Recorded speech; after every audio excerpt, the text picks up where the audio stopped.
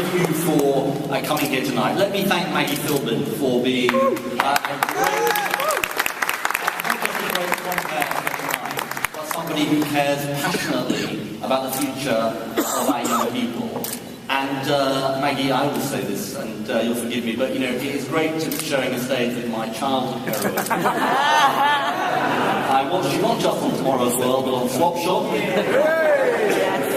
There are a few people old enough in the audience to remember that. Not Chukrumana.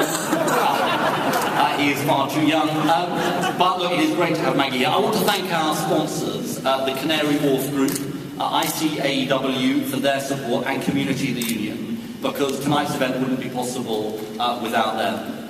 Ed made reference to the fact that I've come back from the United States. A number of people said to me we didn't expect to see you here because of your trip to the US, but I told President Obama I had to come back for the business reception. And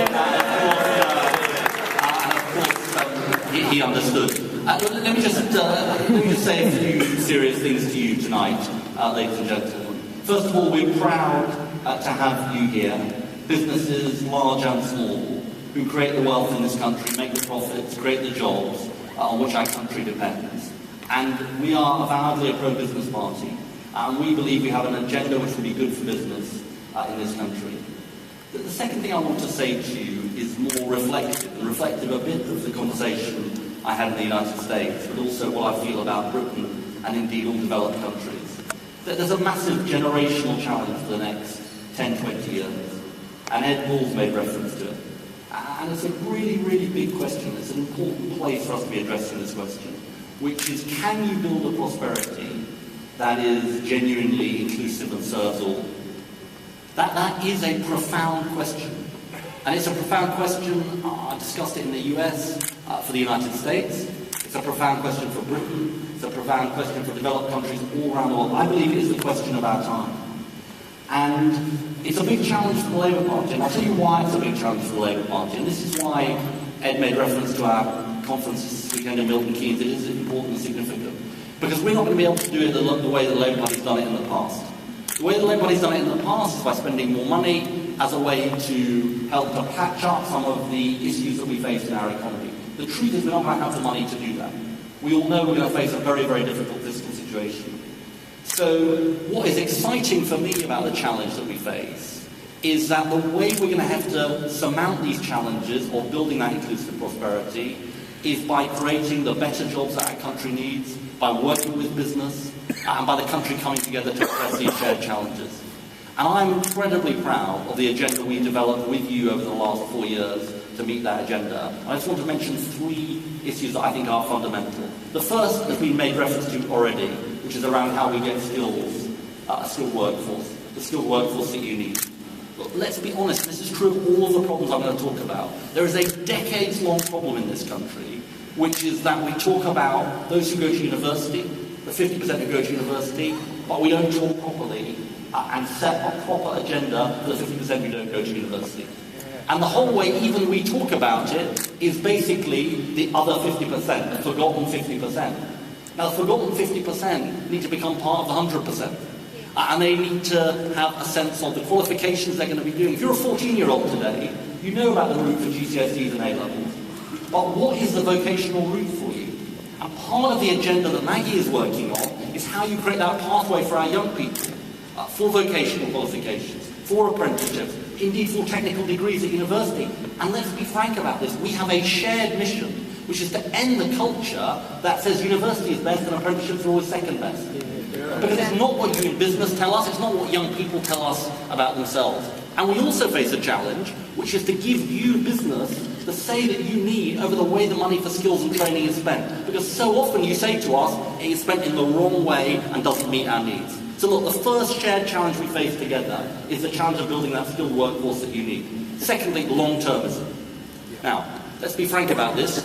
Politics is not good at long-termism. I don't know whether you've noticed that. I think you probably have. Now, I'm not saying that we are going to meet every test of long-termism that you set us. But there are some significant things. What Ed Bull said about wanting to see and ensuring that Britain has the lowest corporation tax rate in the G7 and maintains that.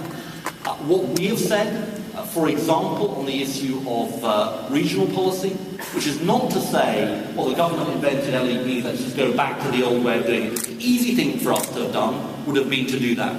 But actually, we know that to have a proper industrial policy and uproot everything for 3 years is not going to be the answer. John Armitt's report on infrastructure, again, I think is a sign of our commitment to long-termism. In pursuit of what? In pursuit of the kind of modern industrial policy that we need as a country. I just want to make a point related to this issue of long-termism. What is one of the biggest challenges that we face as a country? We are too centralised. We are too centralised in where power lies. We need prosperity in London. We need prosperity in the South East. It's an absolutely vital engine of our economy. We also need to build prosperity in the rest of the country too. And that means having power actually in London that is required and also elsewhere. So the way we devolve power is absolutely crucial to the kind of long-termism we need to see as a country. Third and final point I want to make about policy is about this issue that Ed has referred to, which is the kind of country we are and whether we look outwards or inwards. I think it's a fundamental question. And let's be clear about the pressure we face. Why do countries want to turn inwards? Countries want to turn inwards at difficult times. That is the lesson of history, which is that countries think things are difficult, life is tough. Maybe we should withdraw from the rest of the world and make things easier for ourselves. Maybe it is all about our openness that is the cause of the problem. Well, I don't believe that. I don't believe openness is the cause of our problem. I think openness is absolutely essential for Britain. I think membership of the European Union is absolutely vital for this capital city.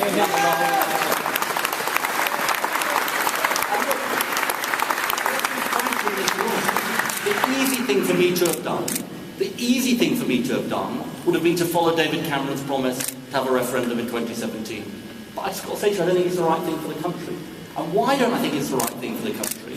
Because as I think about what I'm going to do as Prime Minister and what I want to build with you, I don't want our country to be spending the first 2 years of the next Parliament obsessing about whether we're going to leave the European Union. Yeah. And that's just the right thing for the country.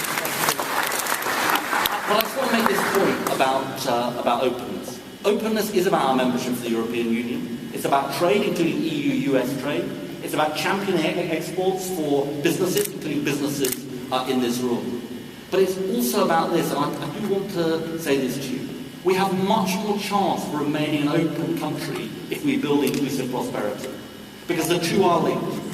Confidence, security, breeds openness, breeds a sense that you want to engage with the rest of the world. The last point I want to make is this. I have this phrase that I've used, and some people know about it. It wasn't my phrase originally, one nation. One nation is an incredibly important idea.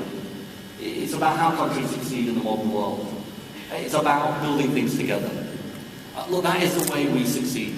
The truth is that the Olympic Games was an amazing moment for this capital city and this country. And what did it tell you? It told you about the national spirit we could build. And it told you about the yearning people had to be part of something bigger than themselves. Now, I actually think together we can do extraordinary things because we are an extraordinary country. And look, my final and parting message to you, if we want to do it with you, businesses in this capital city and businesses from across this country, because I know that we can only build the Britain we believe in with you. So thank you for being here tonight. Enjoy the rest of the evening. We look forward to working with you in the months and years ahead. Thank you very much.